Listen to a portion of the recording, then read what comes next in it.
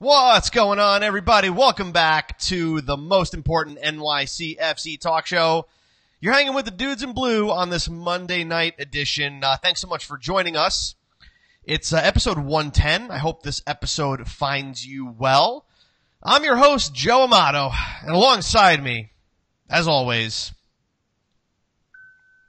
this guy. Yeah. Antonino Berget? It's Mo Berget. Mo Inga Berget. His long lost relative. Very, very distant relative. Oh my God. Well, as the people start to come in and are seeing whatever the hell is happening on your end of the screen, guys, thanks so much for joining us for episode 110. It's good to be back, saying hi to Daniel, saying what's up, dudes.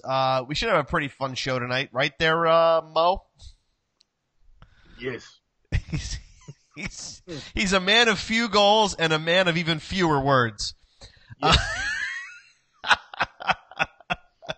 For those of you that are listening on the podcast, Antonino is in full Viking garb, including beard and helmet made from tusks? Yes. Ronnie Russell right off the bat saying, what in the hell? Where did you get that ant? Channeling my inner Viking. This is it, man. Well, we appreciate you guys joining us. If you haven't already, please give us the follow. Facebook, Instagram, and Twitter. We are at Dudes in Blue, as always. Tonight, we're going to be talking about NYCFC's return from the World Cup break to defeat Toronto FC at home 2-1, as well as Berget Torrent's first match at the helm of NYCFC. Definitely an exciting match. A lot going on there. We've got a lot of stuff to cover here. Let me just say hello to a few of the Dudes Nation. Is it the Dude Nation or the Dudes Nation? The Dude Nation. The Dude Nation. What's going on, Steven? What's up, Jamal? We said hi to Roddy. What's going on, Henry? Andre says, un caballero en azul, as always. And Jorge saying, what's going on? We never doubted. LOL. Well, I did. I definitely did. And many of us, I believe, doubted if we're talking about what I think you're talking about. So we're going to get into this, dude. We got a great match to cover. The most important part of that game, dude, was that it did not rain. Yeah. For once. It was threatening. But it was still wet because it was like 85 degrees and pure sunshine. Yeah. Yep. David is saying, hey, dudes, love the Viking hat ant. He never fails. Never fails. Jamal is saying you have to talk about Berget like honestly. Yeah, we will. We definitely will. Anyway, so dude, let's get into this match here because it's we've definitely got a lot going on. Now, let's actually maybe a day before the match, dude, because Berget Torrent came to New York City literally on Saturday and had a training session with the team the day before the match, and it's like, hey guys, we're gonna go train together. So again, I don't think a lot was like accomplished necessarily in that training, but the fact that he was there for a day or so before the match probably had him made minor little tweaks. Nothing dramatic. I mean, definitely in the lineup was the same exact lineup as the Atlanta match, but I think tactically we're starting to see some drops of the Manchester City mentality, dude, and I'm very, very excited about that. Yeah, I mean, the style of play we had lends itself to what he's trying to accomplish. He's trying to accomplish it maybe a slightly different way, a little more pace, a little more decisiveness, but ultimately it's the same goal. It's a possession-based game, and we fit his style well, the players fit it well, and ultimately it's going to be a great marriage as long as we can perform up to the pace that he wants. Well, and that's the thing. I mean, if you watch the interview, the word that he used probably more than anything else was quality. He has a lot of faith in the players that he has at NYCFC, and we're just going to see if they're up to the task. So, going into yesterday's match, according to the Who Scored, formation, he did stick with a 3 in the back, playing a 3-4-3, and we had Villa, Berget, and Tajuri Shradi. The beard is coming off. Short-lived. Itchy like a mofo. All right. So he played 3 in the back, and dude, so for the first 20 minutes or so of the game, this was like a tale of a couple different games here, maybe 3 different games. Yeah. I broke this up into kind of 3 segments, dude. Leading up to Villa's substitution, in between Villa's substitution and halftime, and then the second half. It was 3 different games to me. They came out of the gate, and I thought that they looked quicker. They looked like they wanted to get up the field faster. And they did. They actually did that. They created a couple of opportunities within the first 20 minutes or so. Villa missed practically an open net. Should have at least put it on frame. But yeah, dude, I think I liked what we saw right out of the gate. I don't know about you. Yeah, it was a lot more pressure, first of all. That's what I noticed. I noticed that offensively, between the high line and then offensively, when the forwards end up losing the ball, turning it over, putting a shot on goal, the minute they lose possession, they stay put and they force Toronto to make a perfect pass or a perfect outlet out of their zone. And we talked about it a little bit last week. That was that 6-second rule we talked about, where it's press and try to get the ball back as hard as you can for about 6 to 10 seconds. And if you can't do it, if it's imminent, it's not going to happen, then you drop back a little bit and you continue to play defense as you normally would. But it's in those instances where, if you win the ball back, you have strength in numbers and everybody's pretty much on the attacking side of the field.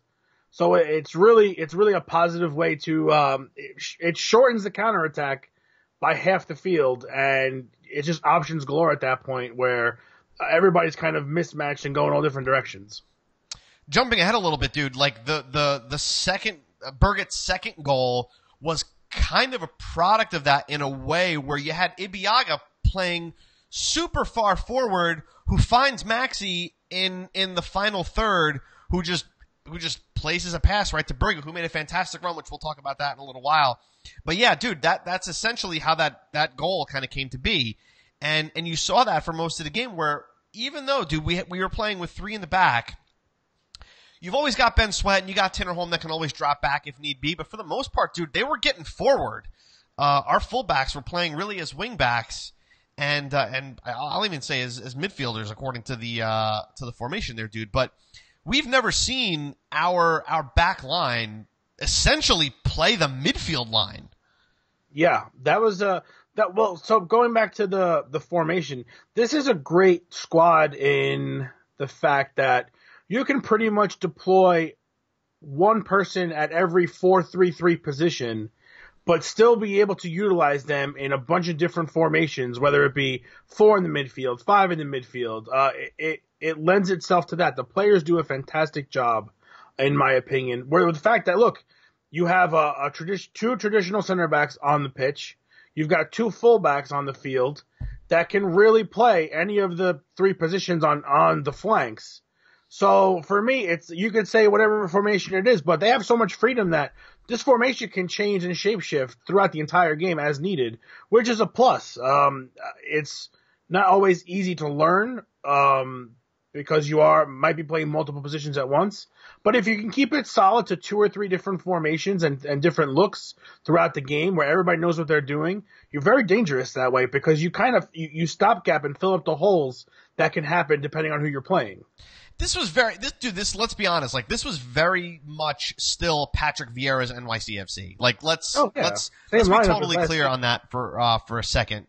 Jorge asked before, dude, did Dome say, and that's what Dominic wants to be known as, guys. It's Dome for all of the Dominics out there. Jorge said, did Dom say he won't be playing from the back? No. As a matter of fact, that's pretty much how City plays. What he's going to be different at with regards to the way Patrick Vieira would set things up is, if they're not going to be able to move the ball quickly through the midfield and forward, they're going to just wind up playing it long. And they did that. They did that yesterday.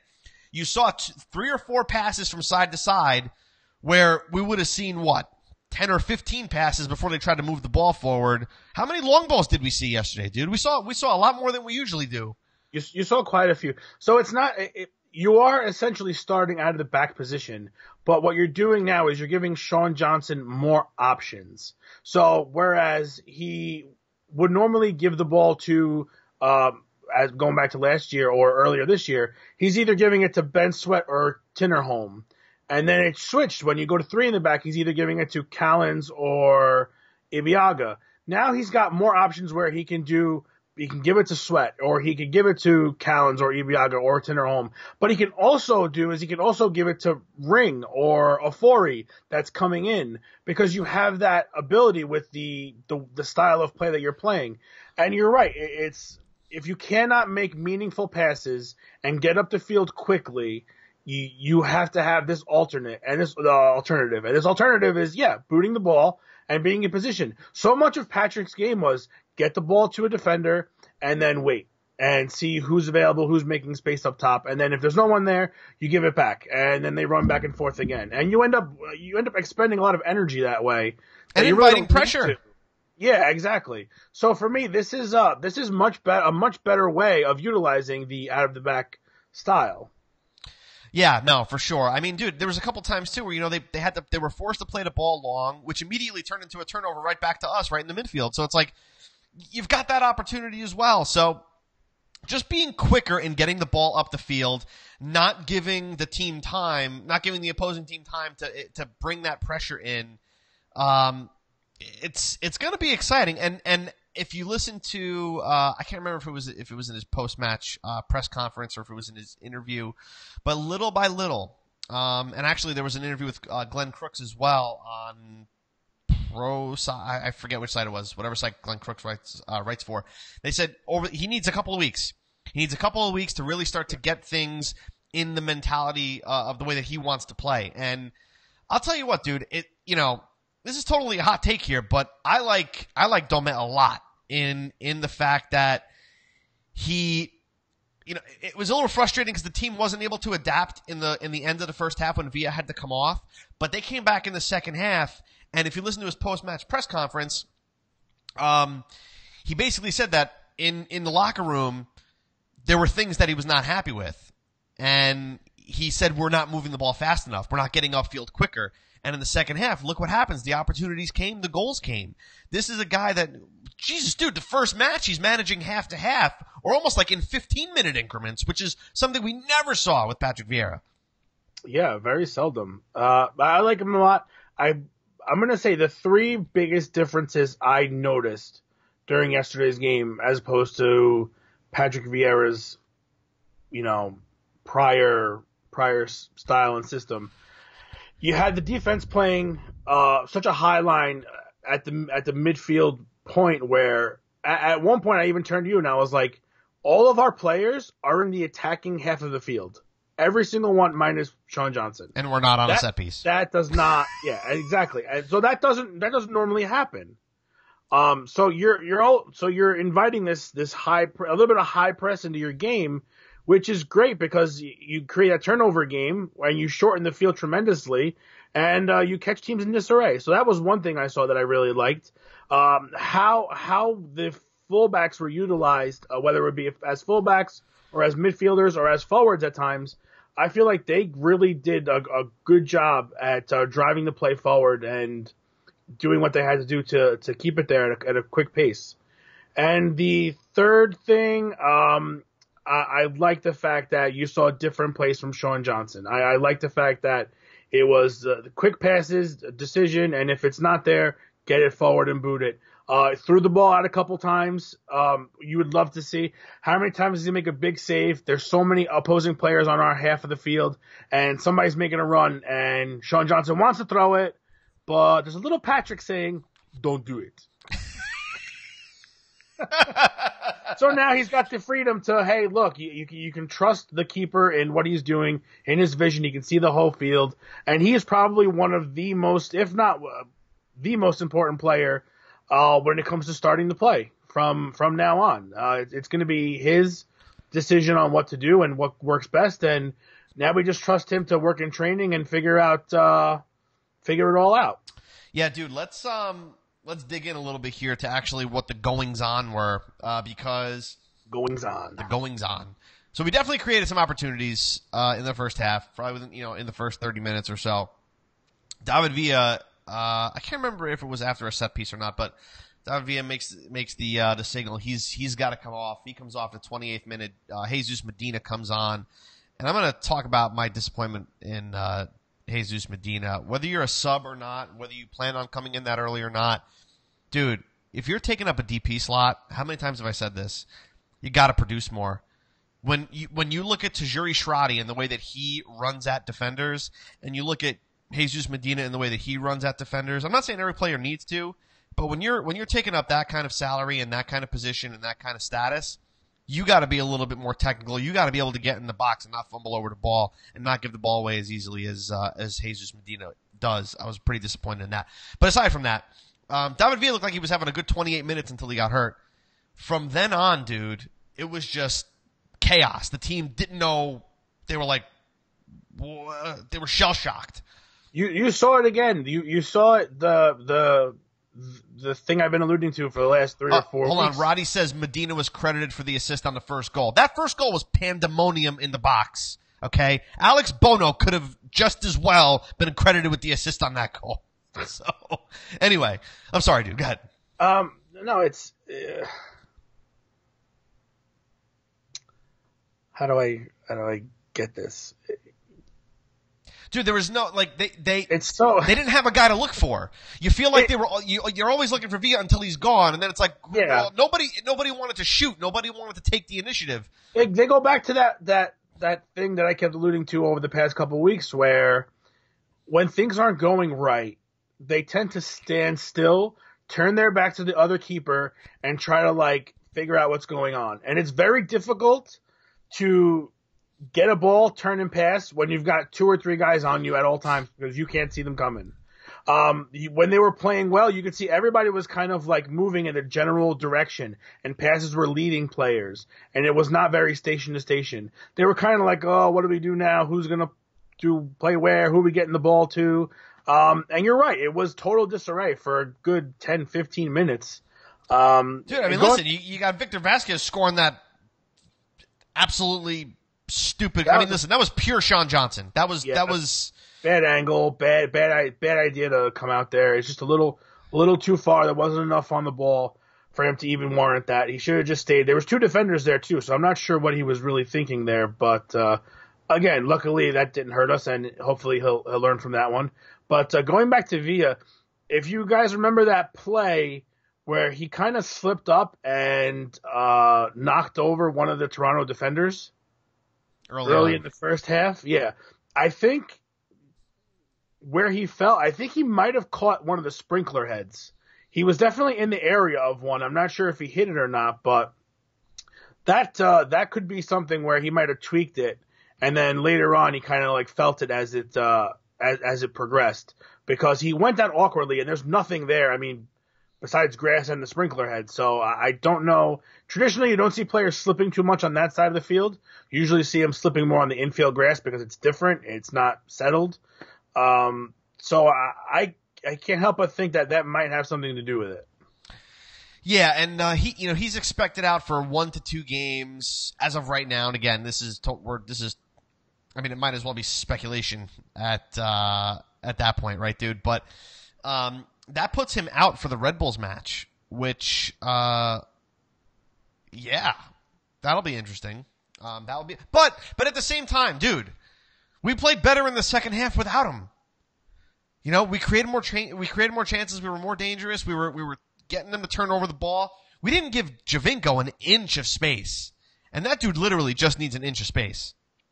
Yeah, I'll tell you what, too. Watching those guys warm up, they have a drill where they start from top of the box. Coach lays off a pass to them, and they come in, one touch, and shoot. And let me tell you, I don't think any of them hit the net in warm-ups. They were wild all over the place. Giovinco didn't make one shot. Vasquez made, I think, one shot out of 5 or 6 attempts. So it's those little things you look for, and it's listen, it's warm-ups. The net's wide open. You've got to be able to hit it. So from that point, I thought they're kind of a little shaky. They're a little off. Loss of Altidore is big, obviously. But again, I'm not going to take anything away from us because we did do a really, really good job of shutting down their most powerful weapon. Yeah, when you look at the stat sheet, dude, we kept them to 2 shots on target all match, and for a team like Toronto, granted, dude, the form that they're in is not the best. Like, let's just say, I mean, they 15 points out of 15 games. This is definitely not Toronto FC of last year. No, not even close. I think the Champions League Champions League and injury really sucked a lot out of them, unfortunately for them. Fortunately enough for us. But yeah, dude, so it was a bad mistake by Sean Johnson. We always talk about how he's really commanding of that box and like he's not afraid to get out to leave the 6-yard box as he was last year. This he took a little bit too far. Just a little bit. Just took a little too far. And listen, honestly, dude, credit to Victor Vasquez for finishing that because he is, and actually, Torrent's interview, he spoke a lot about Victor Vasquez. Well, because he coached him. Right? So, but he just admired him as a player, and he even said, I don't know if you guys caught this, but he said that Messi, when they were kids, said that Victor Vasquez was actually better than Messi. Now, this is 100% not true right now, but unless it is true, based on how Argentina is performing. But that being said, that's a little World Cup jab. Yeah, it was a great finish for Vasquez. It was just a poor decision. I think if Johnson stays in the 6-yard box, cuts that angle off, Collins is there to cut off the rest of the angle. At least you're forced to make a save at that point and wins a clean sheet for the game. But dude, things happen. You know what I mean? Even if it goes in and it's a good shot in one of the corners, then it's hard to fault him for that. But coming out and just not being able to read that angle 100% and read the speed of the ball, that's got to be worked on. And listen, as of yesterday, no harm, no foul. But moving forward, it's just something to keep in mind. Yeah, exactly. Daniel is saying the team may be better against Red Bull without him. This year, it seems like they move the ball better and play more often as a team when he's not on the field. I assume he's referring to Villa. I know he's our best, but it seems like at times it turns into get the ball to Tucker and then just look to him the ball no matter what the situation. Yeah, I think somebody mentioned in the comments earlier, dude. So switching over to Berget now. I think Berget played his perfect position. He was the sole striker when Villa was out on injury towards the beginning of the season, right? So, but he just couldn't produce. Now he's able to actually be the target guy rather than the hold-up guy trying to find somebody to lay it off to. Case in point with the second goal. That was a perfectly timed run. Maxi Morales with a perfectly weighted ball. I didn't think Berget could run that fast, dude. Yeah, I watched that replay today. Watch the replay again. Double check. And he finds a different gear. He finds a different gear and he turns it on. And listen, I hate to break it to you, Berget haters. And I know we were all getting a little testy with him, myself included. But you got to realize that he's been doing that for the last 9 games. He's been running like that for the past 9 games. The only thing that hasn't happened is the ball hasn't gone in the net. So you're getting a good player. He makes his runs off the ball. His work ethic is incredible. I mean, dude, running like that for 90 minutes. How many times did he make runs and nobody saw what he was doing? Zoran is saying, I personally didn't like him. Did he personally what happened? I want to know the story. Something against Norwegians? Steven is saying usually he boots it at the goalie, which is very, very true. A lot of shots. This is the second time I think I've seen him take a shot that wasn't from point blank range, and they both went in. The RSL goal was first one, and this one were very similar, just opposite corners of the net. Anthony Merced, what's up, man? Dudes in Blue correspondent. Anthony Merced, what's up, dude? Go read his piece on Berget, actually, on dudesinblue.com after the show. He says, some guys can't transition to different positions. He's a striker and needs to be that. And I I agree.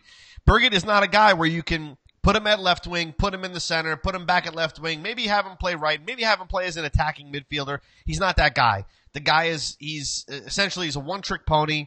And listen, dude, I'm happy that like Joey is saying here, happy to get proved wrong about Berget, but it's one match. You know, now that we're going to be missing Villa for a few matches potentially, this is now going to be the time under a new manager to prove everybody completely wrong. Because, dude, if I'm not mistaken, Ned Grabavoy scored 2 goals in the game at one point for NYCFC. Yeah, we were there. We were there. I'm pretty sure it was it might have been against Toronto. No. Okay, somebody needs to fact check that. Toronto or San Jose? Somebody check that, please. Roddy Russell, I know you're on that. First year. It was 2015. Ned Grabavoy scored 2 goals. In the second half, I believe. And we were like, what the hell is going on right now? Ned Grabavoy. That's kind of how I'm feeling about Berget. I'm getting a little bit of a Grabavoy sense. But yeah, dude, I think, you know, the world is his oyster at this point, right? He's gonna get some chances now. And listen, under this new kind of tactic, this might be just what he needed. It might be just what he needed. Yeah. Listen, you as a defender, you see that guy coming at you and you have the ball. It's a little scary. Roddy is saying that I said after the Houston game that Berget is better as a central striker, and Taylor Twellman said he is not good on the wing. Well, Taylor Twellman said it. Yeah, so there you go. No, it's obvious. I mean, you're talking about a guy who played as a striker before, and that's his job. But it's not to say that he didn't do good things when he played other positions. It just wasn't goal scoring. Yeah. Okay. So, let's not act like his runs didn't create havoc and draw defenders to him and things. These are little things that don't end up on the score sheet. But let's face it, they do help, whether it be minuscule or in a maximum amount of way.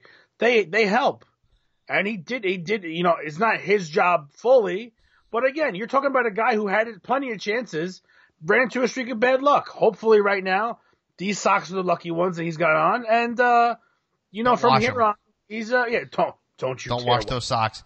Roddy Russell confirmed Grabavoy brace was against San Jose. I still knew what it was. That's amazing. There you go. That's not bad, dude. That's pretty good memory because I didn't even remember that. I knew it was definitely at home, and I remember being there because we were like, what the heck happened?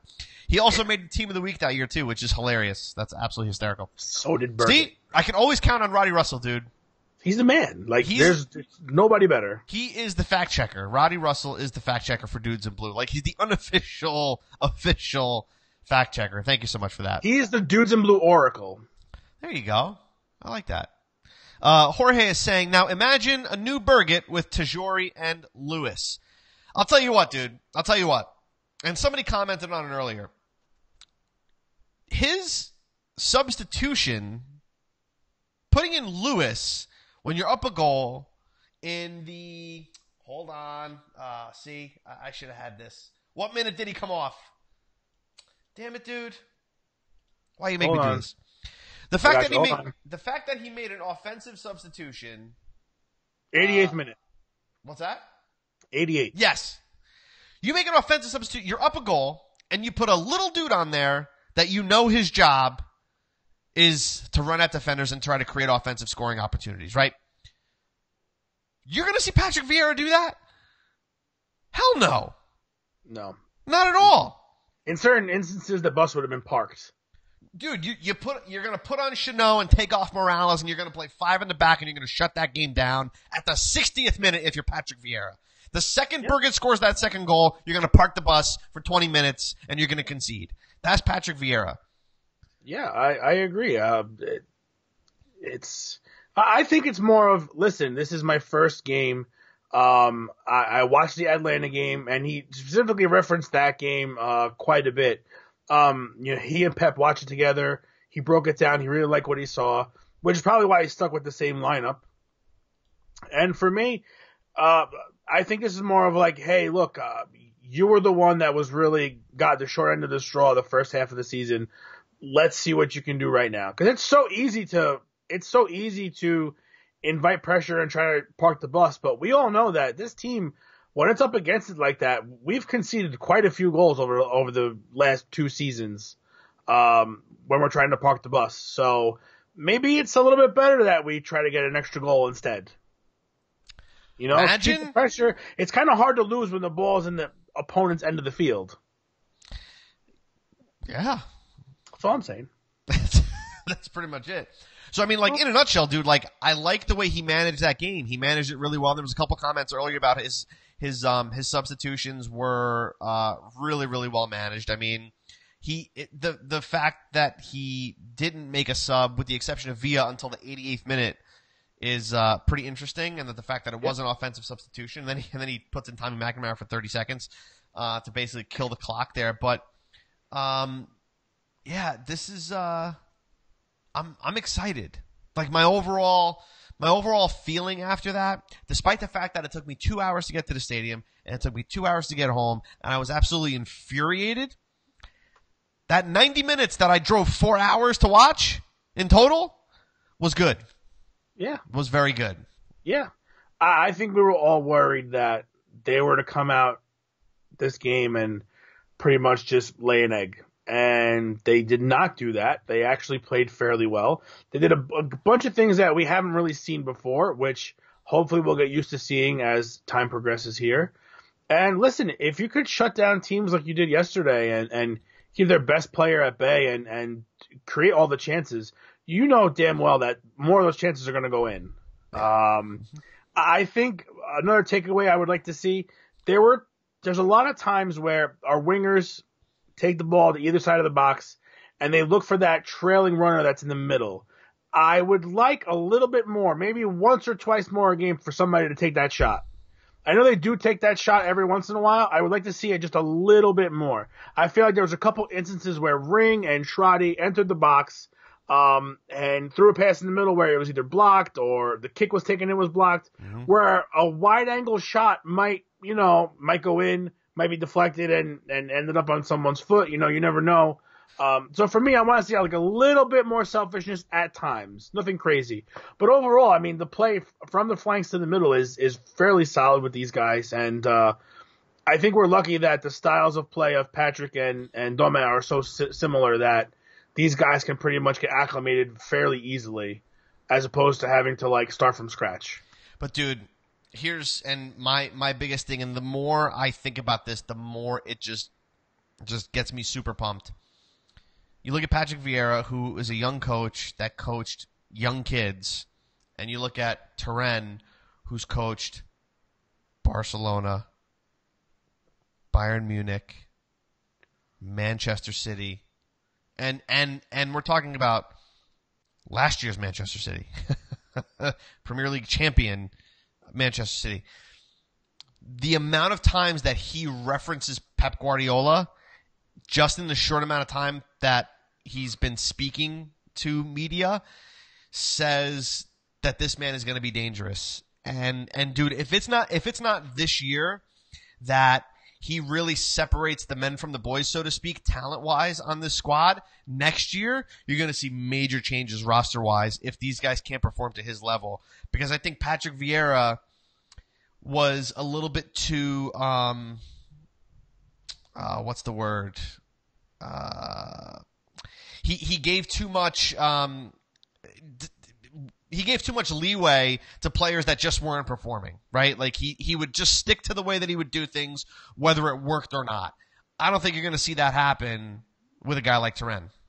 No, I don't think he has the patience. I don't think he takes losing lightly. I don't think this is a man that wins, dude. This is not a man that loses. I don't think he would stand for what we saw against Red Bull in the first derby of the season. 4 years? Oh, sorry. Yeah. Well, I don't think he would stand for it. I think him tactically would know that, hey, look, they're playing a certain way. We need to have a different look, a different answer for what's going on here. And I think he will. But again, this is going to say that this man's biggest test is not going to come until July 8th, until we play them again. When we play them again, as long as the team shows up and puts effort forward and does not get slaughtered, I'm going to consider it a thumbs up, because just the way the last 2 games have gone, it's just been total downhill. I need to see something different. I need to see them beating the high press on occasion. If they're going to get beat by an amazing goal or a set piece or something like that, it's going to happen.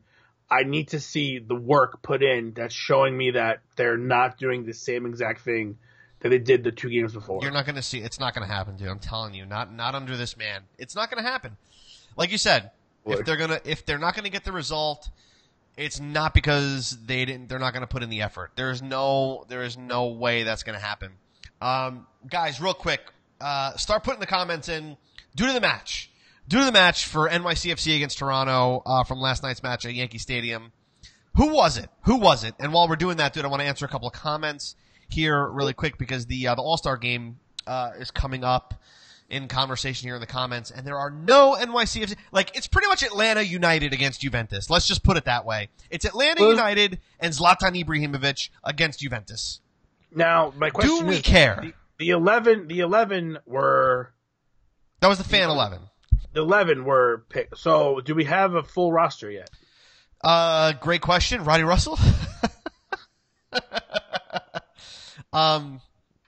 Yeah, here's the thing, dude. Even if the full roster is not including NYCFC players, I'm not going to be that upset. We got 2 games that week. Yeah, I just... We've got 2 games that week. To take somebody away from training and to go down to what is the circus that is the MLS All-Star game. Again, I've never been a proponent to this style of All-Star game. I think if you're going to have a true All-Star game, it should be pitted East versus West. It should not be selected by the fans. It should be based on statistics. I want to see the best 11 guys from each division at their position. I've said this a lot. Yeah, I've said that a lot. Yep. Yeah, it should be that way. I want to showcase the league's talent. I don't want to see our best players or our most popular players get waxed by a European team. And then if you beat the European team, you're probably beating Isn't a B that squad. what Panama is? Wasn't Essentially, that Panama? essentially, you In don't the want World that. Cup. Panama had the most, I think the most per position, had the most MLS players on their team compared to any other World Cup team. And I just don't. I don't know. Playing a European club, I think the All-Star game right now itself is not so much to showcase the talent, because you're not really showcasing the talent. I mean, you could have bad players that are just popular that are going. In that case, but if you're trying to draw the casual fan, maybe he's a big Juventus fan or a big Man City fan or whoever they're playing in any given year. If you're trying to bring that fan to the stadium in order to have him look at the MLS play and be interested and then pick a team based on those guys to root for, I don't think it's going to happen. yeah. I think there's better ways to do it. Let's, Joey says, give the commissioner some Swedish fish. We tried. Yeah. Listen, I'm not upset. Do our guys deserve to be there? I'm sure Alex Ring deserves to be an All-Star. Tinnerholm, in my opinion, has been fantastic this year. Ben Sweat's been fantastic. But it's a popularity contest. It's not based on skill or what. And look at the largest fan base right now. Atlanta United supporters are probably the most... and it's there. It's there. It's like home cooking. It's Southern home cooking, man. And there's that. I'll bet you if the MLS All-Star game was played at Yankee Stadium, which it will never, ever, ever, ever, ever be, there might be a couple of NYCFC guys in there. Dude, real quick, due to the match, it's pretty much a landslide here. Joe Berget. I don't think there's much discussion that needs to happen about this one. Yeah. If we gave it to Grabavoy that game in 2015, we might as well give it to Berget. Joe Berget, due to the match for episode 110. So I'm going to make this. This is going to be the official Joe Berget goal helmet. So I'm going to start putting tallies in for all his goals. So man. for tonight, we're gonna have to put 3 notches in, and hopefully this son of a gun gets filled up. Okay, let's hope so. Let us hope. And guys, if you want to get that sweet Fear the Beard shirt that Anthony is wearing, you can head over to dudesandblue.com and click on the shop. Pick that shirt up if you're a Berget fan. You're probably going to want to let him score a couple more goals before you get one. John's asking, would you say that the MLS All-Star Game is nothing more than a popularity contest? I think for the selection of the players, 100%. Yes. It is. You show me what Zlatan Ibrahimovic has done in the 5 games he's played. That he deserves to go over other players that have been playing all season long that have just been putting in the minutes and putting in the work.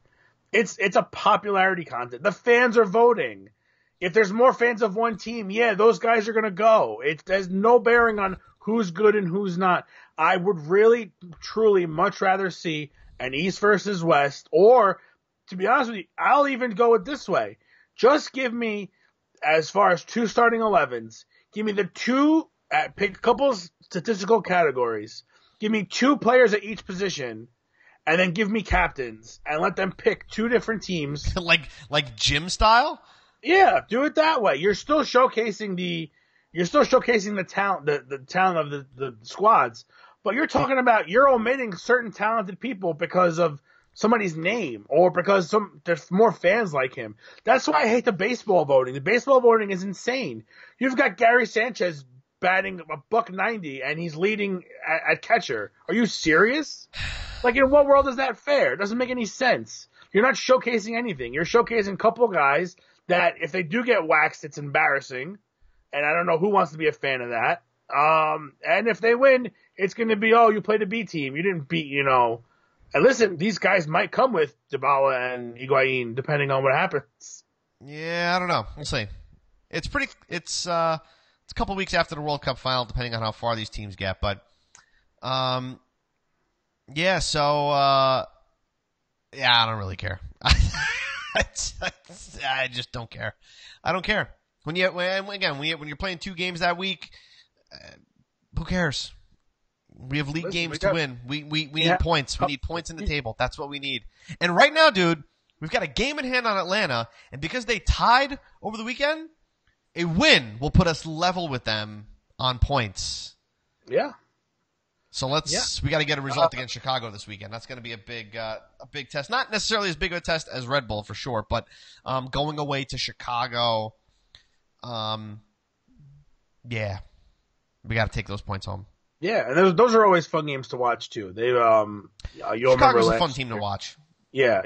Especially when we come together with them, it's always it's always a fun one to watch. So I'm excited for that. I'm just excited to keep this rolling. I want more. I want to see more. I want to know what goes on. I want more conversation with the coach. And I tell you what, man, I was pumped where he pretty much, after the game, he went and gave high five to every single person that was standing next to him, fan-wise. He was just happy to be there. And he seems to me like he's a little more open and maybe not so cold with media and fans. And I mean, he'll learn quickly that this is not, this is not any place where media is He also fun. did win the first game, which I'm sure helps. Yeah, I'm sure it helps. Hey, TJ is saying, first time here, guys. Love it. What's up, TJ? Thanks for joining. Tej, what up? Very, very cool. Yeah, it's happening. Roddy is saying, hope to meet you guys in person on the 8th. Yeah, if you're going, dude, hit us up. We pretty much sit in the same spot every game. That's for sure. He said Anthony says playing for Arsenal can suck the soul out of you. Ouch. I think rooting for them can do that as well. I'm sorry if there's any Arsenal Gunners fans here. Sorry. My condolences. Yeah.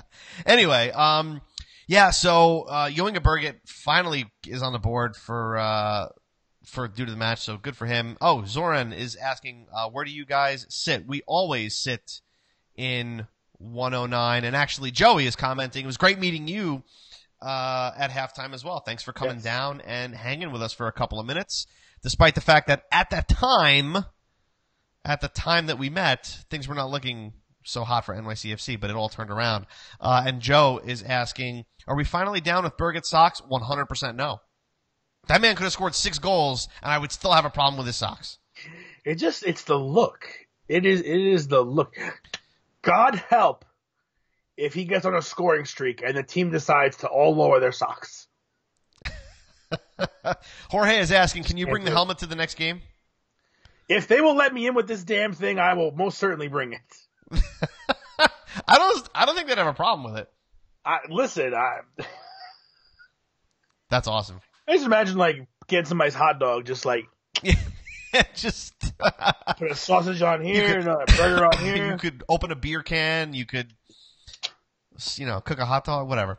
Anyway, so this has been pretty fun. A lot of World Cup stuff going on, dude. We don't have time to get into all that, except the fact that England completely spanked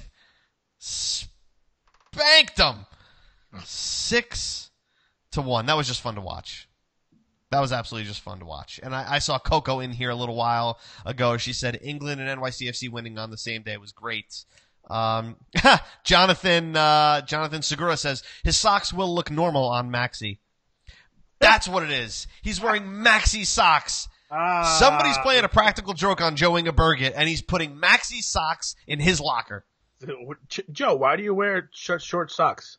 They're not mine. Someone keep giving me Maxi socks. Absolutely. So next week I'm pretty sure we're going to have some knockout games to talk about. Oh yeah. Which will be fun for the World Cup. A lot of stuff that still remains to be seen as far as who's playing who, but a lot of good matchups coming up for sure. But yeah, we're going to be back here Monday night for episode 111. Hope you guys did enjoy this. Give us the follow. Facebook, Instagram, and Twitter. At Dudes in Blue if you don't follow us on there already. And if you haven't already left us a review on Facebook or iTunes, we greatly appreciate it. Just letting us know how we're doing. If you guys like the show, if you guys hate the show, let us know. If you'd like to see anything different on the show. Like that helmet. If you'd like to see more, if you'd like to see more dress up, let me know. Please. Yeah. It makes sense that it's a live video show. It would not have made sense like last year when we were doing it in audio where you're just sitting in your room, fully decked out. Nobody can see you. I just bought this afternoon before I got home. I did not have this laying around. I don't use it on a regular basis. Just waiting for the moment to put that friggin' helmet on. So anyway, guys, this is episode 110 of the Dudes in Blue. Really hope you guys had fun with us. Leave us the reviews. Let us know how we did if you guys like the show. And we will absolutely be back here Monday nights, 8 p.m. after the Chicago Fire game. And until next time, guys. Wait. Crap. What? In Norwegian, Gutteri Blatt. We are Gutteri Blatt. Wait. Is that Stay Blue or is that no, Dudes hold in on, Blue? Wait a minute. Those are Dudes in Blue. Gutteri Blatt, Dudes in Blue. But how do you say Raymond says, great show, first time here. Now it's probably going to be his last. Well, it was good having you. As we say always, Forbli Blah. Forbli Blah. Hold on. Wait, say it again, please. Forbli Blah. Oh, wait. Hold on. I got to pull this up here. This is Stay Blue in Norwegian. I'm going to play this. This is ridiculous. Forbli Blah. Huh? Forbli Blah. Dude, I am not understanding what you're saying. Stay Blue, dude. It's just Stay Blue. All right, hold on. I'm pulling it up, guys. Please hang on because now you make me want to do this. Forbli blah is what you're saying. Of course it's not going to give me the pronunciation. It's here, ready? Look. I'll do it for you. Forbli blah. Forbli blah. Well, Forbli blah. We'll be back here Monday night, 8 p.m. for episode 111 of the Dudes in Blue. But until then, guys, officially, Forbli blah. blah. Stay blue. See ya.